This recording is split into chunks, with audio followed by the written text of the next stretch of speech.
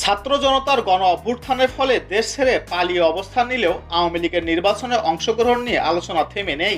বিভিন্ন রাজনৈতিক দল এ বিষয়ে ভিন্ন ভিন্ন মতামত দিলেও এবার নিজেদের অবস্থান স্পষ্ট করল নতুন রাজনৈতিক দল জাতীয় নাগরিক পার্টি এনসিপি। দলের আহ্বায়ক নাহিদ ইসলাম জানিয়েছেন, তারা নির্বাচনে আওয়ামী লীগের অংশগ্রহণ চান না। আওয়ামী লীগ নির্বাচনে অংশগ্রহণ করুক, এটা আমরা চাই না। দলটির ভেতরে যারা অন্যায় কাজে জড়িত তাদের অবশ্যই বিচারের আওতায় আনতে হবে। যুক্তরাজ্য ভিত্তিক সংবাদ মাধ্যম দ্য রিপ্লেসমেন্টকে দেওয়া এক সাক্ষাৎকারে এসব কথা বলেন তিনি। সাক্ষাৎকারে তিনি নতুন দলের চ্যালেঞ্জ, নির্বাচন এবং আওয়ামী লীগের ভবিষ্যৎ রাজনৈতিক অবস্থান নিয়ে কথা বলেন।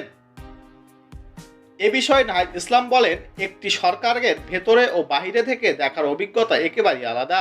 অন্তর্বর্তীকালীন সরকার যখন দায়িত্ব নেয় তখন বাংলাদেশের একটি সময়টি ছিল অত্যন্ত চ্যালেঞ্জিং। এটি আমার জন্য বড় অভিজ্ঞতা ছিল। তিনি আরও বলেন, সময়ের চাহিদার প্রতি সাড়া দিয়ে আমি পদত্যাগ করেছি এবং মূলধারার রাজনীতিতে যোগ দিয়েছি। এখন এই অভিজ্ঞতাকে আমি আমার ভবিষ্যৎ রাজনৈতিক যাত্রার কাজে লাগাবো, বিশেষ করে যখন সামনের পথ আরও কঠিন হয়ে উঠছে।